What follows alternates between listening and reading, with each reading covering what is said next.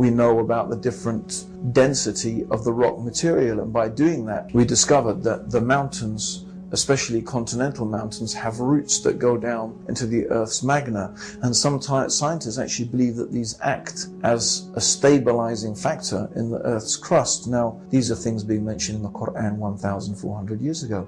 How could Muhammad have possibly known about things like that?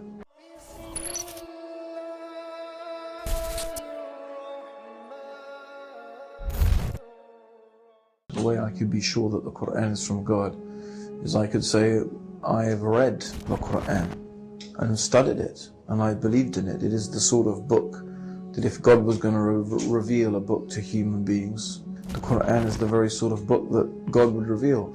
How do you know that? How does a stamp collector, how can a stamp collector look at a stamp and know pretty quickly whether this stamp is a fake or not, whether it's genuine or not? It's something you know. When you study a subject and you study it thoroughly and you study it deeply, then you begin to realize what is true and what is false, what is appropriate and what's not appropriate. I mean, that's initially, I would say, how did I know the Qur'an was from God?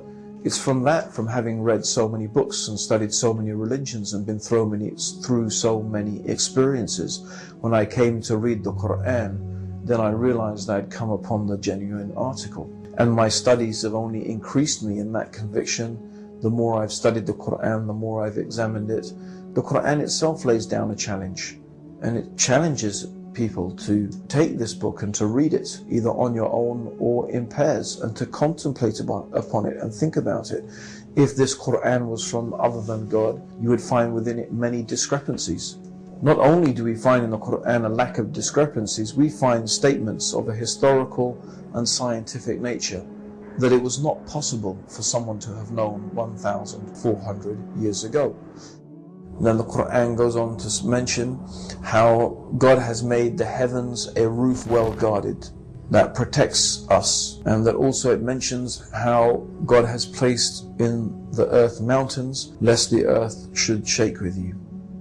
So if we look in these verses, we find even within those few verses some really amazing statements. And the Qur'an is alluding to what is known today as the common origin of the universe. The heavens and the earth were one united piece. This is something that is widely accepted now by scientists, what is known as the common origin of the universe. However, that's not something that was known or understood 1,400 years ago. The heavens are a roof well guarded. Well, now we know that we have a layer of gas, the ozone layer, that filters out the harmful effects of the sun's radiation. The atmosphere itself acts as a barrier to meteors and meteorites that would otherwise impact on the earth and cause serious devastation, yet 99.999% of them burn up in the atmosphere before they ever reach the earth. So we find that the atmosphere is like a roof well guarded. It protects us from the harmful effects of the sun's radiation.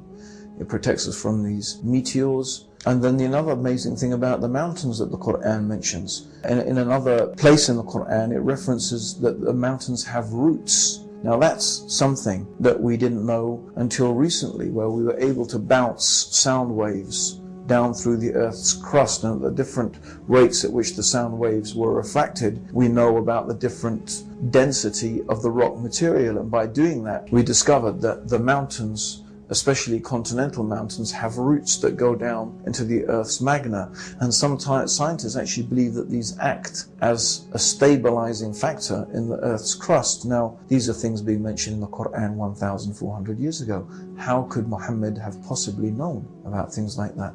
We find that where the Bible proves to be inaccurate, the Qur'an proves to be accurate. So this flies in the face of such claims. And apart from anything else, we have no real evidence that any Bible existed in Arabic at that time. And since the Prophet Muhammad couldn't read and couldn't write, from where could he have possibly gathered such information from? He was not a learned person. He was not even literate. So where did he get all this information from? We find the Qur'an in Islam contains detailed theological arguments, in fact philosophical arguments. It contains details of jurisprudence. It contains scientific knowledge and data. From where did Muhammad gather all of this information? Can anyone name the individuals who taught him? From where was he getting all this knowledge? And of course, I'm not the first one to raise these questions. These questions themselves have been asked by those very people, those protagonists of Islam. They have been asking these self-same questions. Now, some of them claim that Muhammad sallallahu alaihi wasallam had, learned this from some rabbi or some priest, some Nestorian monk, but yet we can't find any evidence that he had such a source of information. And this is something that was put forward by the old Christian polemicists against Islam. They were claiming exactly that Muhammad was a liar, that he had invented Islam, that it was, even some of them considered a sort of deviated sect of Christianity. The arguments now have become more sophisticated. They've taken a different turn. And so many of the modern polemicists against Islam are now claiming that, well, an examination of the source texts that we have and the source information that we have about the life of Prophet Muhammad doesn't lead us to believe that he was taking this information from anywhere. In fact, what we can see about his life, that he was truthful, he was honest, he was sincere. In fact, even before he was a prophet, he was called Al-Amin, which means the truthful and the trustworthy. So they say that this truthfulness and honesty of the Prophet Muhammad that we can see evident in his life doesn't suggest that he was a liar and he was a deceiver and that he had been inventing this religion of Islam. Rather, they say that he obviously really believed it, and he really did believe that he was a prophet of God. But then some of them say, well, it was the voice of the subconscious. Nature was speaking to him, all sorts of quasi-psychological, mystical type of explanations. But this, of course, still is not acknowledging that Muhammad was in fact receiving revelation from the Creator of the heavens and the earth. It is like saying he was deceived, he was deluded, he was sincere, he really believed it, but of course he wasn't getting revelation from God. But the problem with that is that it doesn't explain where the information comes from.